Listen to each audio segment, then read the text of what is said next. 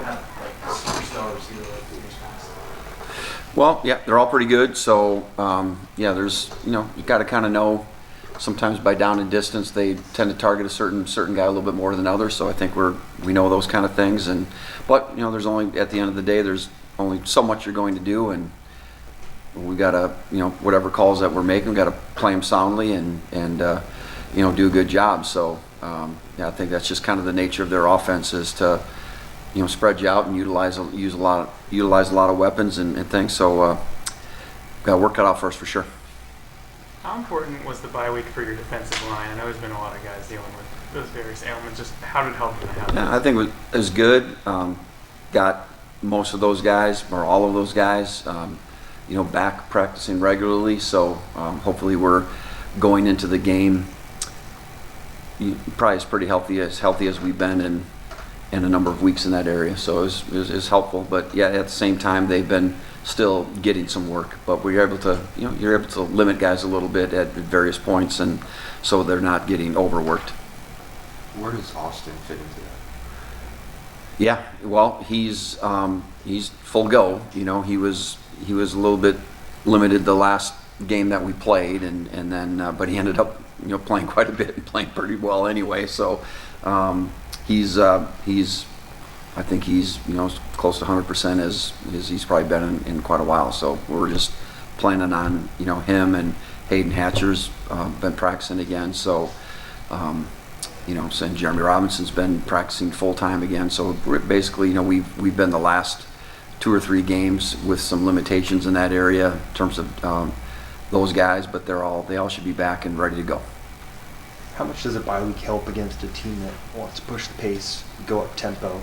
How much do you think that helps? Well, we've had a lot of reps, had a lot of time to practice various things, and I think we've tried to be as innovative as you can be to simulate how that's going to go. So I think it's been good. I think our guys are really aware of that.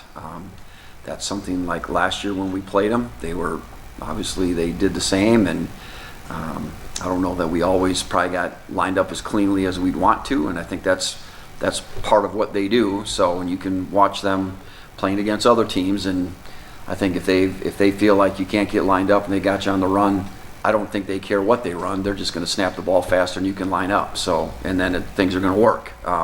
So our goal is obviously to get ourselves lined up and be ready to go with, if we can kind of beat them to that, I think that's helpful for us, and probably makes them slow down a little bit. UCF was another team that went up tempo, or wanted to at least. Yeah. What did you guys do to slow them down where that wasn't really much of a factor in the first half of the game? Well, I think they helped us out because they still went fast, but they didn't go like lightning fast like they had or can. I think because they had some of their own issues that particular game. But these guys they look like they go fast all the time, as fast as you can possibly, get it done. So, I don't know. By the time one play ends and the next play gets snapped, it's under 15 seconds, so it's more like 10 seconds. And so, you can't. I can't be up there, thumb through my notes about making the perfect call. You got to make a good call right now is better than the perfect call 5 minutes from now. So we got to get calls out there and for the situation and get it communicated to our guys as fast as we can, and so that we give our guys a chance. I don't want them. They're not being able to get lined up on the slowness of anything that comes into them. So I'm going to do my part, and hopefully they're going to do their part. You said you shortened calls a couple weeks ago. Does that carry over? Does that make that easier to do this time around? Yeah, we kind of got a unique situation this year because our defensive signaler is on the Oklahoma staff this year from the last 2 years. So we've changed all of our signals, and we've shortened a bunch of them. So if in a huddling situation, we might have some calls that might have 4 or 5 words to them. They've got 1 word and 1 signal, and we just got to know what they are. So in the long run, that probably helps you because we've referenced calls enough times that they would know what it all means. And so we've shortened everything up, and quite honestly, we've changed a bunch. We've changed most all of our signals. So Hey, Brian, I was looking back and Gabriel led them in rushing against Texas. How do you prepare for that? What challenge does he? Yeah, he's a really good scrambler, so I think some of he might have had a long draw, like a draw that he ran a long ways, a really long ways. Otherwise, he's got good feel for the pocket. He got a good feel for where to step up and how to step up, and he's avoided some guys that come pretty clean and rush. Sometimes he's able to spin out and avoid some things. So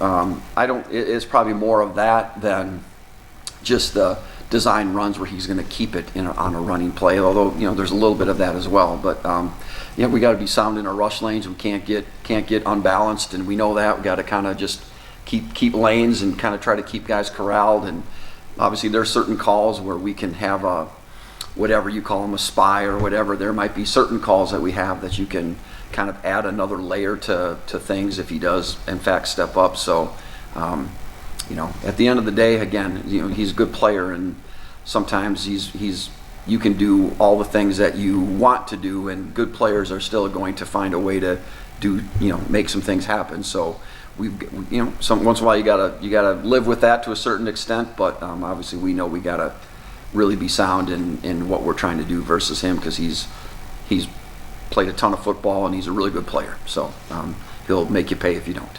And what have you seen from their running game and their offensive line? Yeah, I think their offensive line, they're good. They're athletic. They do a good job of what they ask them to do, and I think they've got a couple pretty decent running backs. And I don't they might not have at this point all the star power that they names and things from the past, but they got all good players, and you're not going to look at them and say, man, but they're just not very good in this area, or they're bad in this area, and this is where we're going to take advantage of them. I don't think they're like that. They're good across the board, and we've got to win the line of scrimmage for sure, number one, and we've got to be able to tackle them in space for sure, because that's they're going to spread you out, and they're going to get the ball out on the perimeter in numbers of ways, and if you can't get them on the ground, I think to Central Florida's credit, I think that's something they did really good last week was they were able to be disruptive. They were able to kind of get them off track a little bit, but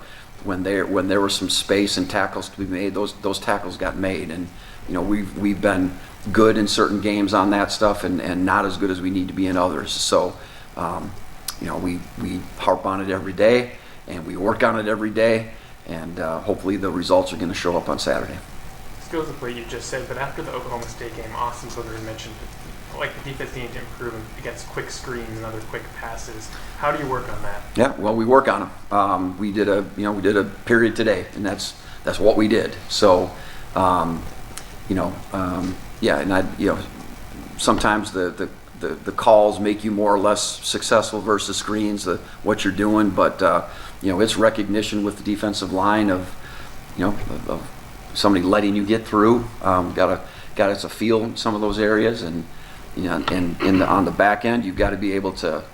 Somebody's got to be able to set an edge and get the ball turned back into the rest of the defense, and you got to be able to avoid some people sometimes and be able to make tackles in space. A 350-pound lineman running at me, I don't want to go take that guy on. I'm gonna make him miss. And so it's all those kind of things. And sometimes we've been good at it. There's been games like, man, our screen defense was really good. It was not that good against Oklahoma State. I don't know that anything was that good. So we certainly need to step it up on defense and give ourselves a better chance to win a game than probably we did, certainly in that last game that we played.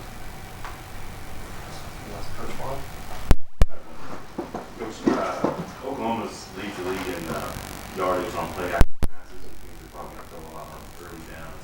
Oklahoma State had success with that. What kind of challenges that was there? Well, yeah, it's knowing when they come, right? So it's for them, I think we know when they tend to throw those kind of passes, right? So you got to be somewhat prepared in some of your calls, but and quite honestly, the running game and the play action pass game looks different. So it's recognition at all levels, right? It's defensive line recognizing a pass set, it's linebackers, because obviously that's the nature of play action pass, is get you to step up, and you know, then you've got the intermediate and some of the deep throws. If you're not playing soundly on the back end, those things come open. So we've got to do a better job of recognition. But I think we also know, obviously, we've got some tendencies when they tend to throw those things. So hopefully we're in good shape when that happens. And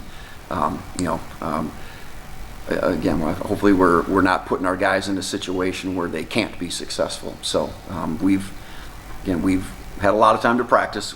I feel like we've had adequate practice at all those kind of things, and now it's practice is one thing, game is another. So let's see how we do it during a game. But I got confidence, at least our guys are feeling prepared and ready for the challenges that we're going to face. Thanks, everyone. Thanks, Brian. Yep.